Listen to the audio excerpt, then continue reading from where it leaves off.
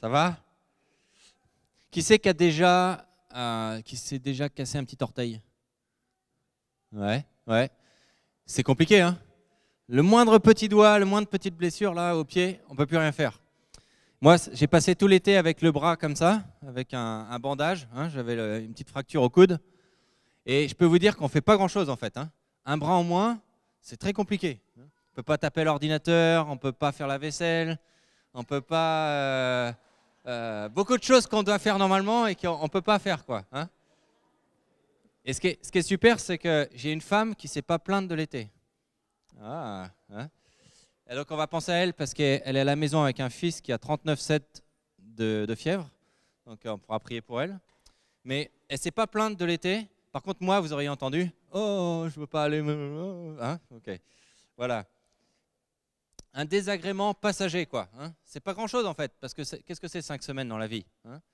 Et ce soir, j'aimerais qu'on parle de personnes qui vivent en handicap, mais pour toute leur vie, je dirais, ou qui n'ont pas forcément d'espoir de ne pas le voir, en fait. Hein. Et parce que Jésus est un Dieu qui guérit, hein, on va regarder un texte ce soir qui nous parle de Jésus qui guérit un aveugle. Mais avant ça, on va regarder quelques miracles de la science. Et donc j'ai une petite vidéo de personnes qui, vous allez voir, et on peut peut-être lancer la vidéo si ça marche. On s'est entraîné toute la journée. Super. Who's this?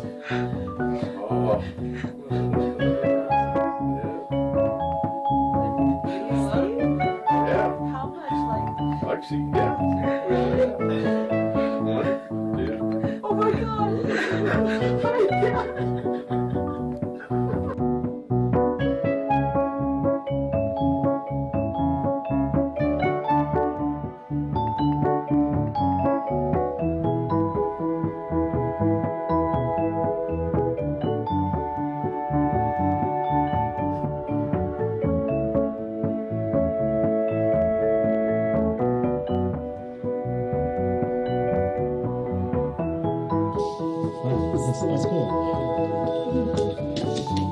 That's great. That's amazing.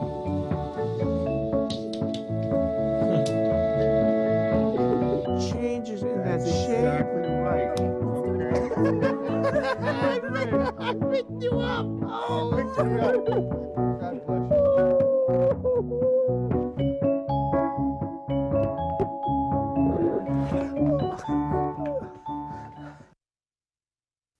Hey, c'est émouvant, non? Moi, j'aime beaucoup ce style de vidéo. Hein. Ma préférée, ce sont les sourds qui entendent pour la première fois. Si vous cherchez ça sur YouTube, vous pleurez à chaque fois. Hein. Mais ça ne collait pas avec mon texte, parce que c'est un aveugle qui va retrouver la vue quand on va parler ce soir. Ça marche? Je vous propose d'ouvrir la Bible en Jean 9. Ça se passe bien avant la chirurgie, bien avant les yeux bioniques. Hein. Mais ici, il s'agit d'un aveugle de naissance qui va retrouver la vue. Jean 9, à partir du verset 1. En passant, et c'est Jésus, il vit un homme aveugle de naissance. Ses disciples lui demandèrent, « Rabbi, qui a péché, lui ou ses parents, pour qu'il soit né aveugle ?» Jésus répondit, « Ce n'est pas que lui ou ses parents aient péché, c'est pour que les œuvres de Dieu se manifestent en lui. Tant qu'il fait jour, il faut que nous accomplissions les œuvres de celui qui m'a envoyé. La nuit vient où personne ne peut faire aucune œuvre. Pendant que je suis dans le monde, je suis la lumière du monde. » Après avoir dit cela, il cracha par terre et fit de la boue avec sa salive. Puis il appliqua cette boue sur les yeux de l'aveugle et lui dit « Va te laver au bassin de Siloé, ce qui se traduit envoyé. Il y alla et se lava. Quand il revint, il voyait. Wouh Ses voisins et ceux qui auparavant l'avaient vu mendiant disaient, n'est-ce pas celui qui était assis à mendier? Les uns disaient, c'est lui. D'autres disaient, non, il lui ressemble. Lui-même disait, c'est moi. Il lui disait donc, comment tes yeux se sont-ils ouverts? Il répondit, l'homme qu'on appelle Jésus a fait de la boue. Il me l'a appliqué sur les yeux. Il m'a dit, va te laver à Siloé. Je suis donc allé, je m'y suis lavé et j'ai retrouvé la vue. Ils lui dirent, qui est-il? Où est-il celui-là? Il répondit, je ne sais pas. Après, le texte continue comme ça. Il y a les chefs religieux qui s'en mêlent. On va continuer un petit peu. Ils le conduisirent vers les pharisiens, celui qui avait été aveugle. Or, c'était un jour de sabbat que Jésus avait fait de la boue et lui avait ouvert les yeux. À leur tour, les pharisiens lui demandèrent comment il avait retrouvé la vue. Il leur dit, il a mis de la boue sur mes yeux, je me suis lavé et je vois. On va aller un peu plus loin, parce que maintenant ils interrogent les parents de cet aveugle. Est-ce là votre fils dont vous dites qu'il est né aveugle? Comment se fait-il donc qu'il voit maintenant? C'est au verset 20. Ses parents répondirent, nous savons que c'est notre fils et qu'il est né aveugle. Mais comment il se fait qu'il voit maintenant? Nous ne le savons pas. Et qui lui a ouvert les yeux? Nous ne le savons pas non plus. Interrogez-le, il est assez grand pour parler lui-même de ce qui le concerne. Ses parents dirent cela parce qu'ils avaient peur des Juifs, car déjà les Juifs s'étaient mis d'accord. Si quelqu'un reconnaît en lui le Christ, il sera exclu de la synagogue. C'est pourquoi ses parents avaient dit, il est assez grand, interrogez-le. Et après, il y a le même discours avec les pharisiens. Et on va aller jusqu'au verset 35. Après qu'ils aient chassé cet aveugle de la synagogue, Jésus entendit dire qu'il l'avait chassé dehors. Il le trouva et lui dit, il parle à l'aveugle, toi, mets-tu ta foi dans le Fils de l'homme? Il répondit, mais qui est-il, Seigneur, pour que je mette ma foi en lui? Jésus lui dit, tu l'as vu, celui qui parle avec toi, c'est lui. Alors il dit, je crois, Seigneur, et il se prosterna devant lui. Et Jésus lui dit, moi je suis venu dans ce monde pour un jugement, afin que ceux qui ne voient pas voient, et que ceux qui voient deviennent aveugles. Après avoir entendu cela, quelques pharisiens qui étaient avec lui lui dirent, nous aussi nous sommes aveugles? Jésus leur répondit, si vous étiez aveugles, vous n'auriez pas de péché. Mais maintenant vous dites, nous voyons, aussi votre péché demeure. Alléluia. J'aimerais passer beaucoup de temps ce soir, par rapport à mon temps de prédication, sur les premiers mots, sur la première phrase de ce texte. C'est une petite phrase qu'on peut filer, on lit la phrase et puis on y va. Mais c'est en passant, il vit un homme aveugle de naissance. C'est facile de passer à côté, de louper cette personne-là qui est au bord du chemin. On peut la voir, mais sans la voir. Jésus, il voit, il regarde. C'est pour les personnes handicapées, il y a le handicap dont ils souffrent, et puis il y a aussi le regard que les autres portent sur eux. Et ça, c'est quelque chose qui est difficile à vivre. Quand on est porteur de handicap, avoir toujours le regard des autres sur nous, qui regardent notre différence, c'est très compliqué. C'est quelque chose qui est très difficile pour son identité. Mais là, Jésus voit cet homme. Pendant que j'avais le bras en écharpe, parce qu'il faut que je vous dise, j'ai un fils qui est porteur d'un handicap, donc je suis touché de près, d'accord? Peut-être qu'avant je ne voyais même pas, et puis mon fils est arrivé, et puis là j'étais obligé de voir. Mais alors qu'on était en vacances avec mon bras en écharpe, on a une super carte handicapée, vous savez, la carte qui permet de se garer à côté des portes d'entrée. Mais ce n'est pas à cause de mon bras en écharpe, c'est parce qu'il y a mon fils qui a un vrai handicap. Sauf que quand je me garais, il y a mon fils dans la voiture, tout ça, puis je descendais, puis il y avait des gens à côté, je regardais le regard, et puis là ils disaient, oh, il a une place handicapée lui, juste parce qu'il a un bras dans le plâtre. Et je voyais le regard de jalousie dans leurs yeux. Je voyais le regard de jugement, ils disaient, ah mais c'est pas possible. Comment est-ce qu'on donne des cartes handicapées à des gens comme ça? Et puis je sortais comme ça. Et vraiment, je sentais le regard chaud de ces personnes-là. Et pas 2 fois, 3 fois, c'est arrivé plusieurs fois. Le regard auquel on porte aux personnes qui sont souffrantes de handicap. Quand mon fils Amiel il est né, je disais, bah, j'ai eu un fils, super, mais je ne pouvais pas m'empêcher de dire, bah, il porte un handicap. Ça allait tout de suite après. Hein, ça allait dans la même phrase, quoi, hein, parce que c'était un package. Hein. Et ce qui est intéressant, c'est voir les réactions des gens. Hein. Donc quand j'annonçais ça à toutes sortes de personnes, il y avait différents cas, d'accord. J'en ai listé quelques-uns. Le premier cas, c'était certaines personnes, on leur disait, mais il est porteur d'un handicap, et ces personnes ne disaient rien. Elles ne répondaient pas, elles ne disaient rien, c'est comme si ça bloquait, et puis elles partaient sur un autre chemin, sur un autre discussion, quoi. Elles ne voulaient pas engager la discussion sur ce terrain-là. Ok, j'ai eu un fils, ok. Hein. Il y a beaucoup de gens, quand je leur disais, mon fils est porteur d'un handicap, ou il a la trisomie, ils s'empressaient de dire, à peine j'avais fini de dire ça, ils disaient, ah, mais c'est pas grave, c'est un enfant comme les autres. Et je vois bien ce qu'ils veulent dire par là. Hein. Mais on sentait que c'était pour pas... c'était gênant quelque part d'en parler. Et donc tout de suite, ils étaient obligés de dire, mais c'est un enfant comme les autres, c'est quelqu'un oui, il est comme les autres, ça se passe bien, et puis voilà. Hein. Parce que dans leur tête, c'est trop difficile à imaginer. Hein. C'est trop difficile à se prendre en face finalement. Non, c'est pas grave, il est comme les autres. Non, il est très différent, je t'assure. Puis il y a eu la réaction de mon super collègue Boris, et lui c'est, oh merde. Et c'était l'équivalent des autres d'avant qui disaient c'est pas grave. Mais avec son cœur honnête et vrai, il disait ah purée. Hein. J'aime Boris. Il a le cœur sur la main, vraiment. Et puis, il y avait la réaction de mon grand-père. Mon grand-père, c'est un médecin, hein, médecin à la retraite. Et donc, je lui dis, bah, tu as un nouveau petit-fils. Ah, super, il est porteur d'un handicap. Et puis là, blanc. Et puis, ah, c'est embêtant. C'est embêtant. Mais tu sais, dans ton handicap, peut-être que celui-là, c'est un des moins pires. Parce que dans ma carrière, j'en ai vu des enfants porteurs de trisomie. Et puis après, il m'explique ce que c'est exactement. Et on a tous des façons différentes d'appréhender le handicap. Quand vous rencontrez quand vous croisez une personne qui vient en face de vous en fauteuil roulant, comment vous faites? Parce qu'on a tous des stratégies. Est-ce que vous la regardez dans les yeux pour ne pas voir ses jambes, pour ne pas voir le siège? Est-ce que tout d'un coup, ah, l'architecture est chouette. Ou tout d'un coup, ma chaussure. Hein, on a tous des stratégies. On les passe, ou alors, bon, on n'ose pas, on détourne le regard. Comment ça se passe? C'est quoi votre façon de voir ces personnes? Un petit conseil. Dieu nous a donné une bouche pour parler, mais aussi pour sourire. Hein. Et quel que soit le regard que vous avez sur personne, apprenez à sourire à ces gens. Petit conseil. Alors, Jésus, lui, il ne détourne pas le regard. Jésus vit cet homme qui était aveugle de naissance. Comment il savait qu'il était aveugle de naissance? Je ne sais pas, ce n'était pas marqué sur « je suis aveugle de naissance ». Peut-être qu'on connaissait l'histoire, peut-être que c'était quelqu'un qui était connu, peut-être quelqu'un qui l'avait déjà vu un certain nombre de fois. Hein, on ne sait pas, l'histoire ne le dit pas. Mais il croise et il le voit.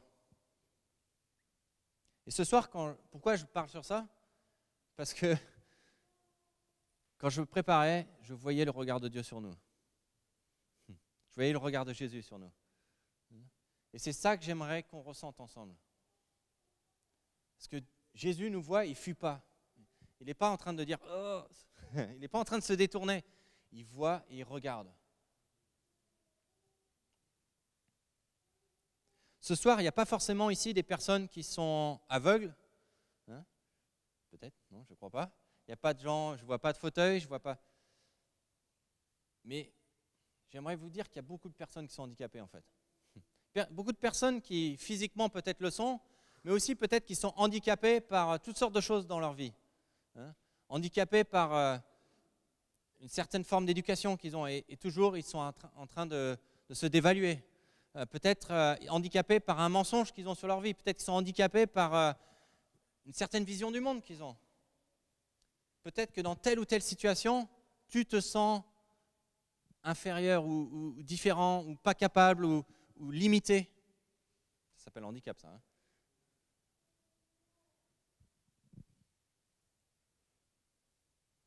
Jésus te regarde en face et il ne détourne pas le regard de toi. Aussi bizarre, aussi mal fait que tu peux te sentir, Jésus te regarde et il dit « Waouh, je t'aime et je t'appelle par ton nom. Et puis plus largement que ça, on est tous nés aveugles de naissance. On a tous un problème de handicap de naissance. C'est même le problème de l'humanité, c'est qu'on est né handicapé de naissance. On a été créé pour célébrer la grâce et la splendeur de Dieu. Ça, c'est ce pourquoi on a été créé. Et puis le péché, l'ADN du péché, avant même qu'on ait été conçu, on était dans le ventre de notre mère, et déjà on était pécheurs. Et déjà, on était de naissance aveugles aux choses de Dieu, aveugles à la splendeur de Dieu, aveugles à la gloire de Dieu. Alors qu'on avait été créé pour cette destinée, nous voilà aveuglés à notre Créateur. Aveugles de naissance.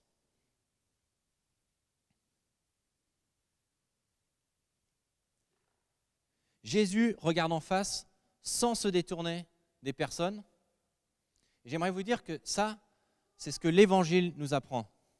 L'Évangile nous apprend à regarder les personnes, à regarder les situations, à regarder les difficultés en face. Si ton christianisme, c'est un christianisme qui est une sorte d'échappatoire, ah ben c'est super l'église, je vais le dimanche, je pense à rien, j'oublie tous mes problèmes, c'est top. Et si c'est ça ton christianisme, bah, tu passes à côté de ce que l'évangile est vraiment. Parce que l'évangile, en fait, t'apprend à regarder en face la situation, le problème, la difficulté. Il t'en apprend pas à t'en extraire. Il t'apprend pas à fuir l'évangile. L'évangile te donne des yeux pour voir les choses telles qu'elles sont.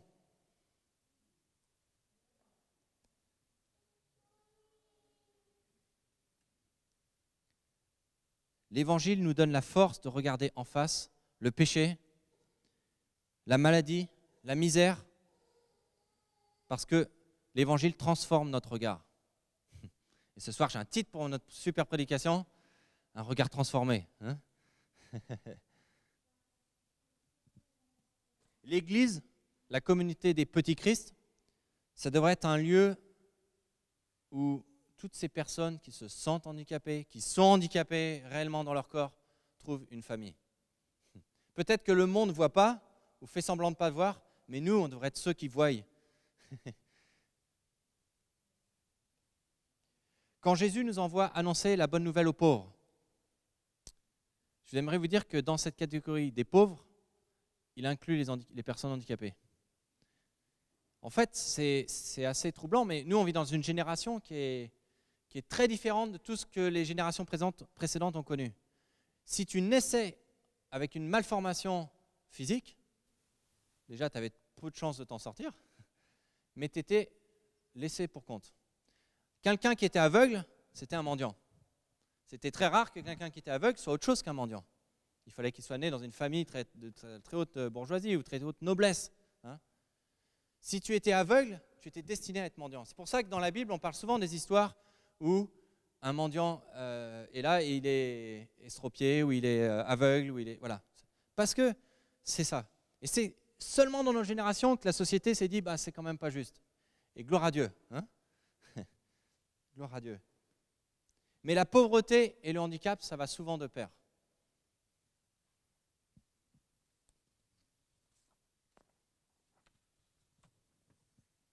Vous imaginez la culpabilité de ses parents, qu'on appelle? Parce que ce gars, il est en train de mendier, mais il a quand même des parents. Hein. Et des parents qui ne sont pas capables de subvenir à ses besoins. Dans l'Église, trop souvent, on parle de maladie ou de handicap et on met tout de suite la guérison devant. Avant même d'avoir vu la personne, on parle de guérison.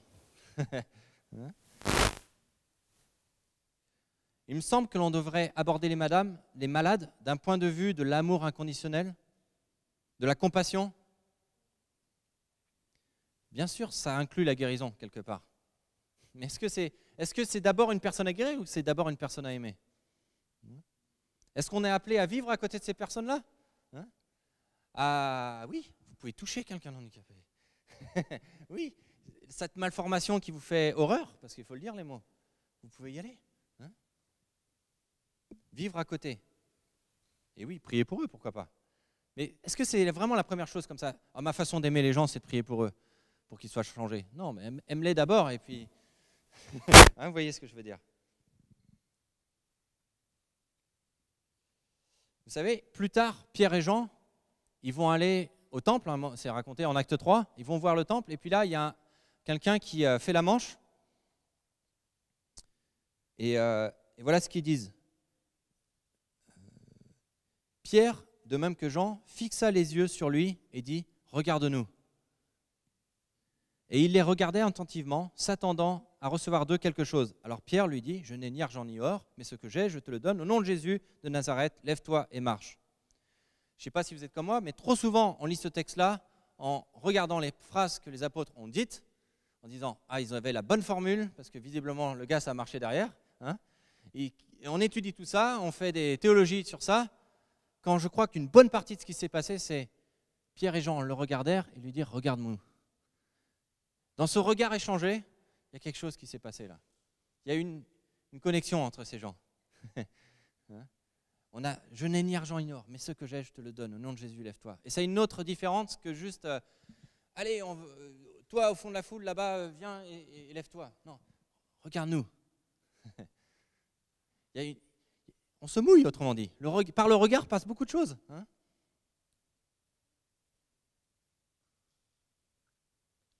Quand on enlève la couche de politiquement correct avec le handicap, c'est pas très beau à voir. Les questions qu'il y a derrière le handicap, parce qu'en fait, une personne handicapée nous renvoie à beaucoup de questions. Il y a beaucoup de questions qui se tournent autour du handicap. Et c'est pas toujours très beau, les petits débats qu'on peut avoir dans la tête. Ça va plus loin que juste le pauvre. Ça va plus loin que ça. Si vous avez un enfant porteur de trisomie, une des premières questions que quelqu'un d'un peu ouvert avec vous va vous poser, c'est « Ça a été détecté avant la naissance ou pas ?» Et cette question-là, en fait, derrière, en gros, vous n'avez pas eu la chance d'être détecté avant, donc il a dû naître. Parce que si vous aviez détecté avant, on l'aurait achevé, on l'aurait avorté. Et c'est comme ça qu'en France, il y a 97% des enfants porteurs de trisomie qui ne voient jamais le jour. Et aujourd'hui, il y a maintenant un nouveau... par une prise de sang de la mère, on peut savoir à 100%. Et dans certains pays, il n'y a même plus de porteurs de trisomie. Parce qu'on les a tous éradiqués avant même qu'ils voient le jour.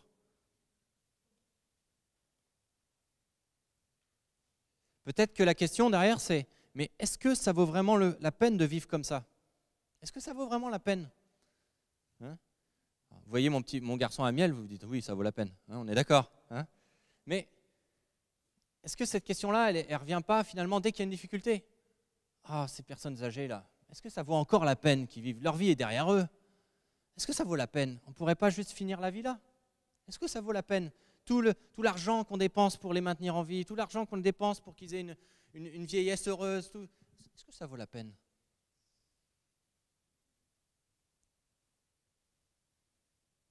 On veut épargner de la souffrance. Hein ? Vous avez ces petites... Mais il faut leur épargner cette souffrance, ce n'est pas possible. Quand en fait, ce qu'il y a derrière, c'est il faut que je m'épargne un petit peu de souffrance à moi-même, parce que ce qui me renvoie, c'est quelque chose de différent de moi, que j'aimerais pas devenir, hein, ça nous met mal à l'aise. Et donc, quand on coupe le rapport avec les personnes, quand il n'y a plus de rapport, quand il n'y a plus de « je vois », eh ben, ça donne des lois tout à fait impersonnelles, qui ont l'air tout à fait justifiées, et il en passe, et finalement, on a une société où tous ces gens-là qui souffrent, tous ces gens-là qui sont finalement... qui portent sur eux le fait qu'il y a la souffrance, le fait que dans ce monde, on ne vit pas pour être jeune et beau et magnifique et que tout passe bien. Non, non. Ils ne sont plus là. Un des évêques dit toujours que les porteurs de trisomie sont les prophètes de notre temps. Parce qu'ils nous parlent de quelque chose que la société refuse de voir.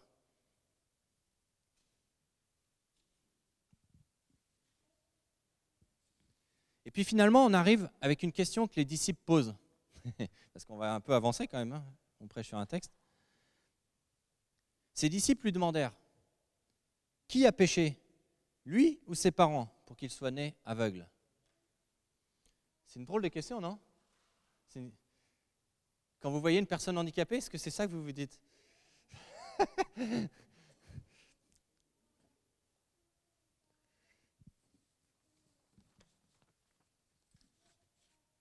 Qui a péché? Cet homme ou ses parents? Parce que ça leur pose un souci. Parce que vous voyez, il est né aveugle. Ah, il a péché dans le ventre de sa mère. Ah, c'est parce que ses parents... Ah, d'accord. Peut-être que dans notre lecture de ce texte-là, on juge assez durement les disciples. Hein. On est là en train de leur dire « Oh, ils n'ont encore rien compris, encore ces disciples, comme d'habitude. Ils sont toujours à côté de la plaque. » Moi, j'aimerais juste proposer une petite lecture un petit peu à côté. Parce que si ils font le lien entre le handicap et le péché, parce que c'est ça qu'ils font, eh bien c'est qu'il y en a un. C'est parce qu'ils ont commencé à cheminer avec Jésus. Ils ont commencé à voir Jésus. Et ils font un lien entre le péché et le handicap. Peut-être qu'ils connaissent Deutéronome 21, qui est un texte hyper difficile si vous êtes handicapé ou si vous êtes un parent d'une personne handicapée. C'est un texte qui dit expressément, où Moïse instruit Aaron que personne ne pourra servir dans la tente de l'Éternel s'il est porteur de handicap. Et il fait toute une liste.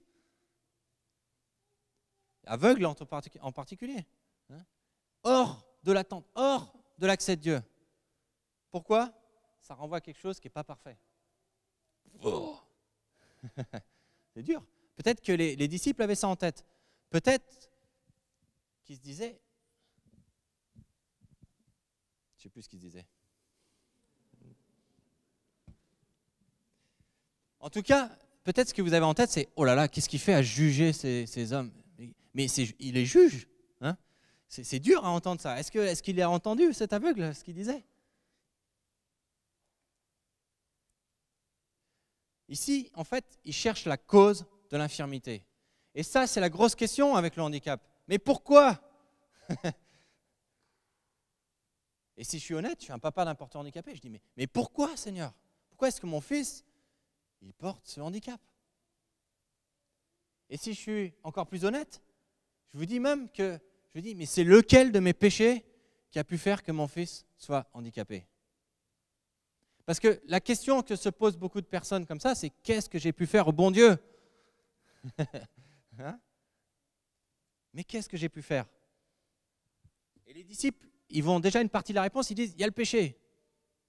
Est-ce que, parce qu'il y a du péché, Dieu m'envoie pour me punir du handicap?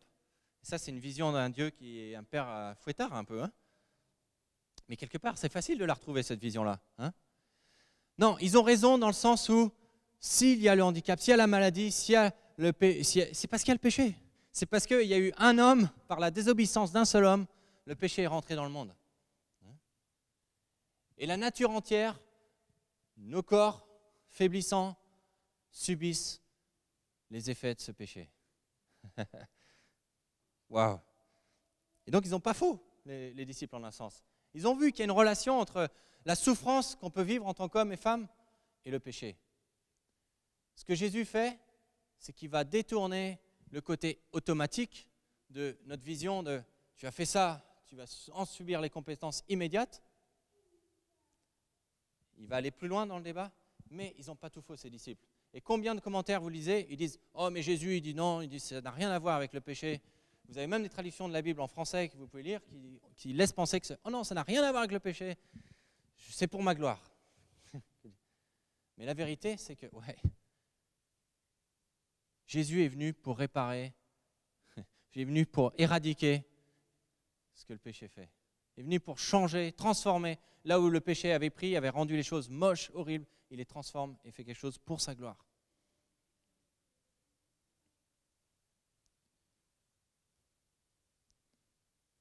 C'est trop facile de mettre les conséquences ou les destructions du monde sur autre chose que le péché.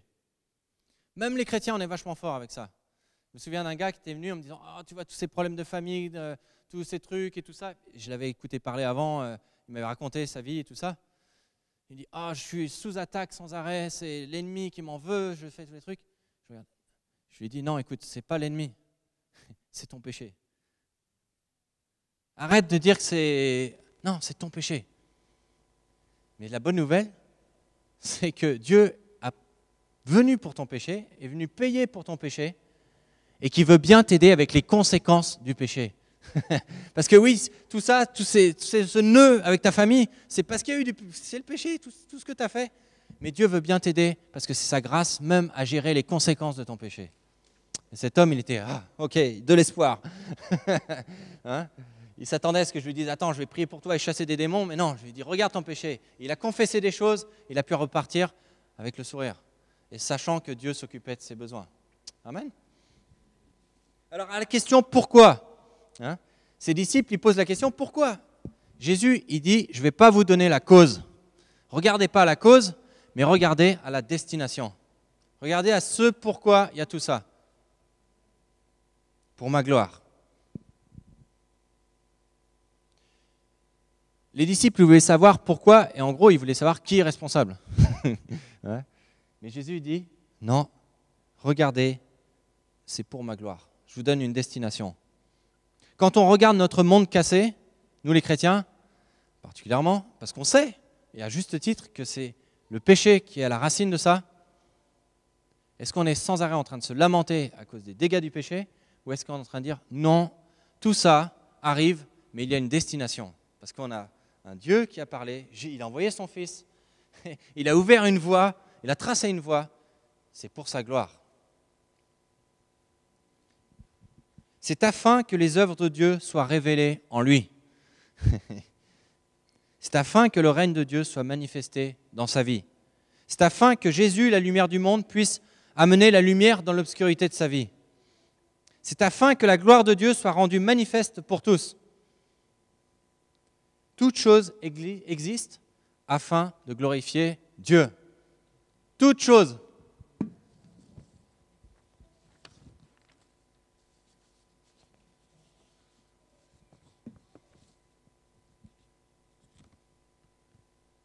C'est le sens de la vie, c'est le projet de Dieu pour nos vies, que toute chose glorifie Dieu. Alors, après avoir dit cela, verset 6, il cracha par terre et fit de la boue avec sa salive. Puis il appliqua cette boue sur les yeux de l'aveugle et lui dit, va te laver au bassin de Siloé, nom qui signifie envoyé. Il y alla donc, se lava et revint, voyant clair. On ne raconte pas beaucoup sur comment Jésus fait les miracles dans la Bible. Mais là, c'est bien dit, parce que ça devait être assez extraordinaire quand même. Ça devait sortir de l'ordinaire des miracles extraordinaires de Jésus. Il prend de la poussière, non, il crache du crachat de Jésus, de la poussière, il en fait de la boue et il l'applique sur les yeux. Pour nous qui apprenons à prier pour les malades, c'est bizarre, non? On n'a pas beaucoup appris ça, hein? Paul, tu ne nous as pas appris ça? Je ne sais pas. C'est assez rare dans les évangiles de voir ça. Il y a beaucoup d'explications, beaucoup de commentaires, toutes très très intéressantes. Mais on ne va pas le temps de les regarder. Je vous donne la mienne, ou en tout cas ce que j'en retire. Cette boue que Jésus fait, ça me parle de la grâce de Dieu. Ça nous parle de la grâce de Dieu. C'est un remède complètement fou. C'est un remède qui ne fait pas sens. Pourquoi est-ce qu'il crache par terre?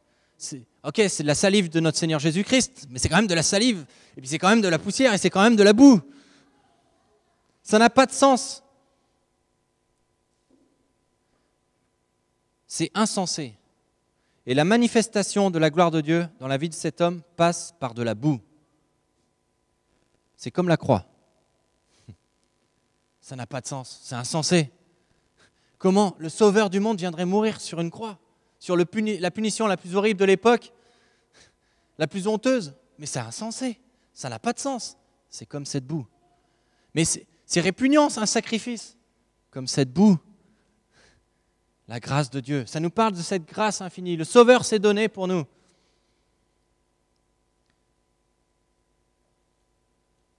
Une mort sanglante, horrible, de la boue, crado, sale. C'est par le sang versé que le péché est enlevé de notre compte. De la boue, symbole de sa grâce. Alléluia, c'est beau, hein? Et c'est comme dans la grâce, nous n'avons rien à faire. C'est Jésus qui crache, qui prend la boue, qui l'applique. Recevoir de la grâce de Dieu, c'est pourtant quelque chose d'actif. Il y a une action dans recevoir la grâce de Dieu. À aucun moment on est l'auteur de la grâce de Dieu, À aucun moment on est l'auteur du salut, à aucun moment on est l'auteur de la guérison, et pourtant, il nous demande d'aller à Siloé sur le bassin, se rincer l'eau avec foi. Parce que l'aveugle a quand même dû y aller. Oui, Siloé, je connais le chemin. Hein, et il y allait, il a mis l'eau, et waouh, je vois. Et l'application de la grâce de Dieu, c'est ça. Je reviens à la croix, c'est ce remède insensé, et j'applique la grâce de Dieu à ma vie. Je prends cette eau vive et je l'applique à ma vie. Et je bois de cette eau vive. Alléluia. La grâce de Dieu qui nous régénère, qui nous transforme, qui nous guérit. Alors, on n'a pas le temps de regarder le récit humoristique de la suite du chapitre. Hein, on n'a pas le temps, mais c'est super à regarder. Hein. Les ex-aveugles, les amis, ses parents qui sont interrogés par les religieux juifs. Mais juste, on pourrait regarder juste la fin, qu'on a lu, verset 39. Et c'est Jésus qui parle à l'aveugle. Il lui dit, « Moi, je suis venu dans ce monde pour un jugement, afin que ceux qui ne voient pas et que ceux qui voient deviennent aveugles. » Je me suis embrouillé. « Afin que ceux qui ne voient pas voient et que ceux qui voient deviennent aveugles. » Après avoir entendu cela, quelques pharisiens qui étaient avec lui dirent, « Nous aussi, nous sommes aveugles ?» Jésus leur répondit, « Si vous étiez aveugles, vous n'auriez pas de péché. Mais maintenant, vous dites, nous voyons, aussi votre péché demeure. » Si vous pensez que les disciples étaient en train de juger durement cet homme en posant la question un peu naïve, un peu comme un enfant qui montrait un aveugle comme ça avec le doigt, on se dirait, ne montre pas, c'est gênant. Hein. Et vous avez ces disciples qui disent, mais pourquoi hein? Est-ce que c'est le péché de ses parents ou quoi? Vous dites, oh, ils sont en train de le juger durement. Regardez le jugement autrement plus dur que Jésus fait.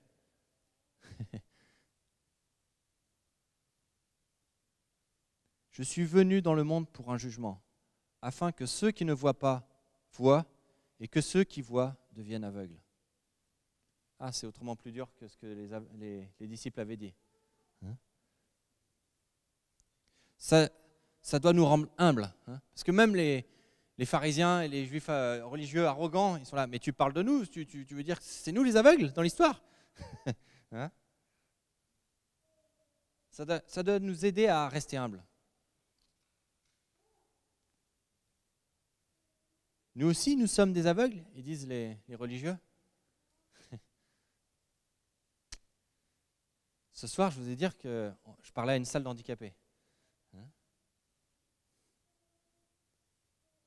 Et je pense que si vous êtes là, peut-être vous êtes chrétien. Okay, vous avez signé, vous avez payé pour une conférence. Vous êtes chrétien, quoi. Hein. Donc vous dites, je suis passé de la catégorie aveugle à je vois. Hein. Moi, je dis que bien souvent, je me sens borgne. Il a tout fait, et pourtant, je vois tellement peu. Parce que je suis encore aveugle à la gloire de Dieu, par bien des aspects. Je ne sais pas vous, mais cette parole, ça me rend humble, quoi. Hein. Oui, parce que vous, si vous étiez encore aveugle, au moins vous verrez, mais non, vous vous dites que vous voyez, donc vous restez dans vos péchés.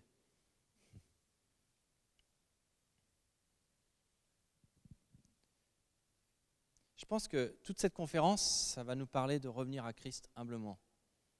De venir humblement à Christ, tout simplement. Parce que dans l'histoire, il y en a un qui n'avait pas vu que Jésus l'avait vu. C'était l'aveugle. Lui, il n'avait pas vu le regard. Les disciples, ils ont posé la question parce qu'ils ont vu Jésus qui regardait l'aveugle. Ils ont dit, alors, tu nous expliques l'histoire avec ce gars-là? Mais le disciple, l'aveugle, lui, il n'avait même pas vu que Jésus le regardait. Et c'est un encouragement, ça. Si tu es aveugle, si tu ne sais pas où tu en es, si tu ne sais pas où tu vas, si tu dis, je ne vois pas la gloire de Dieu, Jésus te voit. Il te voit, il te connaît, et il sait mieux. Mais si tu dis, je vois tout, c'est bon, je sais, je suis éclairé sur la situation, je connais ma vie, je sais où ça va être difficile pour Jésus de te bouger. J'aimerais juste qu'on soit humble en venant à Christ. Parce que Jésus te voit, et Jésus, s'il met à lumière notre aveuglement, c'est parce que c'est pas pour dire c'est quoi la faute, c'est pas pour nous dire c'est ton péché. C'est pour nous dire c'est afin que tu voies ma gloire. Je veux t'ouvrir les yeux afin que tu vois ma gloire. En tant que famille d'église en France, on peut difficilement se vanter. Enfin, je ne sais pas vous, hein, moi je suis quelqu'un qui voit souvent la bouteille vide. Okay, donc j'ai du mal à me vanter. Hein. Ce n'est pas les grands chiffres de ce soir, ce n'est pas les grandes foules, ce n'est pas les églises solides qui sont là depuis des générations. Ce n'est pas tout ça qu'on peut se vanter. Hein. Pourtant, je suis sûr qu'on peut arriver à être fier. Pourtant. Hein. Mais c'est dans notre faiblesse, c'est dans nos handicaps, c'est là où on se sent limité que Jésus peut agir. Parce que peut-être que nos petits nombres, peut-être que nos faiblesses, c'est peut-être ce chemin-là que Dieu veut prendre pour dire « Regardez, de cet aveuglement, j'ai fait la lumière. De ce truc qui était bloqué dans ta vie, j'ai fait un passage où coule ma grâce, où coulent les flots de vie. De là où ce mensonge où tu pensais que c'est impossible, c'est justement là que je vais libérer le flot de mon esprit. » Alléluia. Alors moi, j'ai fini de parler là. Hein, mais je pense que on a peut-être des choses à faire avec notre Père Céleste ce soir. Hein. Peut-être que tu peux lui mettre devant lui ce handicap. Là où tu te sens handicapé. Je ne vois pas, je ne comprends rien, je suis dans le noir. Hein, ça, c'est possible. Peut-être c'est, tu vois, cette timidité. Ou peut-être tu vois ce péché, Dieu. Bah oui, je sais que tu le vois. Mais je te présente ce péché. Et je veux le soumettre à toi. Parce que j'ai besoin que tu appliques la boue dans ma vie. Ton sacrifice de la croix n'est pas limité. Il est sacrément efficace. Peut-être que tu es physiquement handicapé. Et Dieu veut te guérir. Il te voit. Hein? J'ai vraiment la sensation qu'il y a des personnes qui se pensent comme invisibles aux yeux de Dieu. Je ne sais pas comment dire ça. Invisibles aux yeux des autres, invisibles aux yeux de Dieu. Mais Jésus, il est capable dans la foule de te voir et il te voit. Il te connaît. Tu n'es pas invisible. Ton cas particulier, ta petite situation, tes projets, tes petites choses qui te semblent petites par rapport aux besoins du monde. Non, il les voit. Il te regarde. Et les autres disent, oui, c'est son péché, et peut-être tu te juges, peut-être tu te sens jugé par les autres. Jésus dit, non, c'est pour ma gloire.